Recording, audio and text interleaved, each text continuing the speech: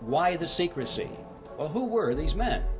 Senator Nelson Aldrich, who was the Republican whip in the Senate. Aldrich was a business associate of J.P. Morgan.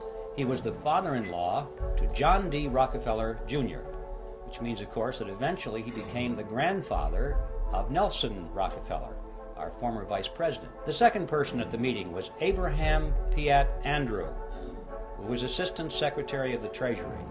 Frank Vanderlip was there. He was the president of the National City Bank of New York, which was the largest and the most powerful of all the banks in the country. Representing the financial interests of William Rockefeller, Henry Davison was there. He was the senior partner of the J.P. Morgan Company. Charles Norton was present.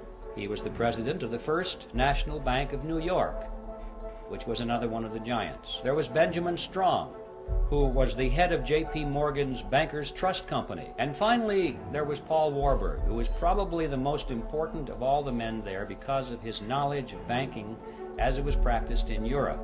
Paul Warburg was one of the wealthiest men in the world. He was a representative of the Rothschild banking dynasty in England and France, and these are the men that sat around a table on Jekyll Island and created the Federal Reserve System. They represented approximately 1/4 of the wealth of the entire world.